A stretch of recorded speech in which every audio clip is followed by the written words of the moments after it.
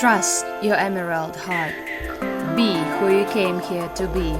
Unlock your true potential. Hello, friends, and welcome to B School Space. My name is Victoria, and I'm a host of Trust Your Emerald Heart podcast. In this podcast, I'm going to share with you my perspective on the healing journey, on the spirituality, on the self-improvement, and everything that is connected with the consciousness, the heart, and the development, and what we can do to make this world a different reality and to attune to a different frequency beneficial for all of us. I am sharing my stories, my experience, and the work I'm doing for the collective, as well as the highest and purest frequencies transmissions, and answering the questions of those who are a part of my community and who are willing to grow and develop and become a different version of themselves, the pure, the loving, the supportive, for the good of all. Welcome.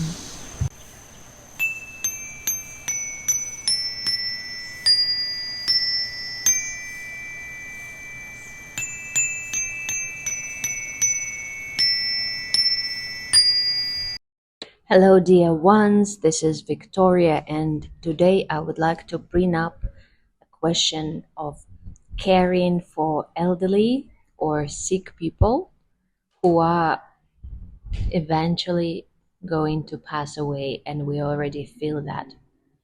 This is kind of a heavy topic to address, yet sooner or later most of us need to face that, whether within our family or our extended families, and it is not easy to address at all.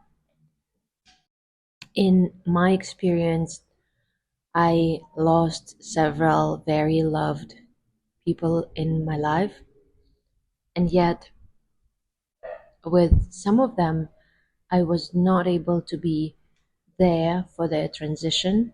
With others, we were doing energetic work, and it is a very different type of experience. And I would like to say that for us, we can never be fully prepared for the transition of our loved one, even though they were sick, even though they were in this condition for a while, and we were kind of mentally prepared already, yet emotionally it will be a process to address. When, for example, a person has a sudden stroke, even though he's an old one, he will be there for a while, and that will be a transition of some certain period of time. And those who are to care about the person, they will be experiencing some sort of physical and emotional processes, some sort of stuff which we didn't want to address will be coming to the surface for us to see it clearly from a different angle. And it's not easy to address at all. It's not easy to face it because lots of different feelings, including guilt, shame, will be coming to the surface. Stuff like anger, anxiety, fears will be coming to the surface, and we might feel helpless, not knowing what else can be done. And also, we forget to take care of ourselves when we are in this process. Yet, when it is clear that the person is about to transition, all we can do is help him feel calm when that happens, when he is in the transition, when that bubble opens up. Because sometimes there is not much we can do. Um, Medically, we can try to pull the person back, but yet it's not always the contract of the soul. Sometimes we need to learn to let the person go where he needs to go at the time when his contract is over to be here in this incarnation. And these are totally different things, taking care of ourselves and our own feelings in this process and being able to let them go when it's time for them to do that. And yet the human might not want or might not be ready, but the highest self, the soul, knows when it is the time. And what we can do, if the person is conscious, we can help him transition in peace. We can help him release the blockages, the stagnant energy, forgive he needs to forgive, including himself and others, clear up the heart, and get ready to do that in a harmonious way. But we don't do it from talks. Sometimes talks are also needed. Sometimes gentle presence is needed. Sometimes sound healing is needed, or just music, or something like harmoniously beneficial for the process. If the person is unconscious, it doesn't mean his highest self is not there. We are to hold him energetically and to help and support him in this process also. When my mother passed away and I had to go back to the country of origin for the funeral and for all the arrangements, it was the experience which was heavy to handle, and yet it was necessary. And when I went in that town where my parents lived, I went to that town. They have this, they call it crematorium, the place where people are cremated, but also they are buried not in the cemetery, yet in the special columbarium in the walls, little um, spots for every single person.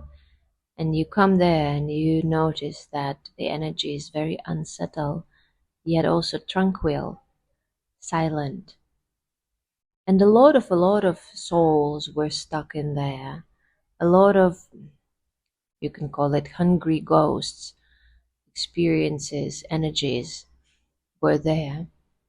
Not only from those who passed away, but also from those who are mourning. And it is obvious, it is understandable, yet we also have to remember that life is not only about life, but also about death. Light and darkness come together. It's inevitable. It is something that for sure will happen. And so, what I mean here is we need to help transition in peace so that they are not stuck between their realms. They are not stuck in these reincarnation cycles where anyone can be stuck if they don't do the inner work, if they are stuck in the hatred, anger, if that is their experience for generation after generation after generation. But on the energetic level, we are to help them purify. We are to help them harmonize. We are to help them go back home. And from that home, they can choose if they want to reincarnate again. So that is actually why we all have this necessity of inner work, so that it is when it is the time for us to go back, we go back and not get stuck in between. And those hungry ghosts in between, they live between the realms, they feed on the energies. We don't want that. But yet, the parts of our soul was fragmented and stuck everywhere. And when we're doing the multidimensional work, energetic work, we are to recollect those parts. But if the person was not doing any work throughout his life, spirituality was not a part of his reality, or he was stuck in the ideas which are not so clear or solid, or not taking him where he belongs, the toxins, the distortions, all these blockages, they come as a disease, they come as an ailment, they come as some sort of process in the energetic body which they need to address. That though beyond all that, there is the pure heart. And if the person is able to remember his pure heart, he is able to make choices from the pure heart, even on the energetic level. And yet, the choice of coming or staying is something that belongs not to the human, it's something that belongs to the other forces. God, Source, Prime Creator is to decide. But yet, we need to start harmonizing as soon as we can. And if we are to lose someone in our life, we are to let them go in peace. I also have a recording about helping those around us energetically.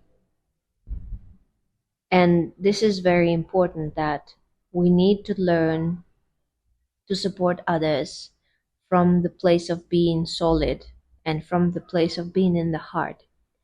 And for this reason, it's important to make sure you are in the heart and you are not contributing to the chaos around yourself through being in the emotions, through spreading the anxiety, but yet you learn to stay in the heart and to act from the heart. You know how to recalibrate, how to balance, and how to notice the shifts. I invite you to listen to that other recording, which I actually created when I was supporting my mother during her period of transition. And also, it's very important to understand and remember that anyone can face this. Anyone in our life, and our life is not just bubbles and unicorns. Our life is dance. We are in this physical reality to merge physicality and spirituality. And yet we can create harmony and peace around ourselves through the ripple effect, through the frequency we share, just through the heart. So return into the heart is the most essential part, is the most essential for your existence. It is the lifetime lesson and task we are to practice every single day. We are to learn to shift the perspective. We are to learn to zoom out. We are to learn to see bigger picture. We are to learn to listen to our heart and to trust. And when we remember that we are sparkles of light and love we are sharing with anyone and everything are the sparkles of God's love, pure love coming through us into form, then we know that we can influence the reality just through the frequency on the cellular level. One more thing I would like to address here today is connecting with those who have passed. I have an offering called System Reset. It's a very deep process of harmonizing yourself, letting go those who have passed or left your life, whether it is on physical or spiritually or energetically, whether it is family, whether it is relationship. It is important for us to remember that we always have to return back to ourselves prior to moving forward. And when you lost someone, sometimes you desperately want to connect with them, physically or energetically if it is not possible to be done physically. And many people go to psychic mediums and want to hear the signs, the information, the something from those who have left. And that something is available. We can receive messages from our family members, from those who have left beyond already. But yet, to be able to understand and perceive it properly and not to be lured into dark portals or not to get false information, you have to be in the center, in the heart, in the now, trust in your own senses, trust in your own abilities, and seeing the situation clearly. And that is something that often is unavailable for those who are experiencing some sort of turbulence, emotional or energetic, due to the loss, to the grief, to the sadness, and to all these overlapping emotions. We have to come back to the heart first, come back to the center first, go through emotional purification first, and then through reconnecting to the self, you can already see things clearly as they are, not as you want them to be, or not as they once will be, but yet as they are. And through that space, you can connect with those who passed beyond, you can connect with your ancestors, you can connect with your highest self and multidimensional selves from any other realities and dimensions. And yet, this all is available for you to be connected to through the heart only. Explore what is available, explore the gifts and offerings, and let me know how they land. And if you have any comments, I will be very happy to address those. And let's connect soon again. Have a wonderful day.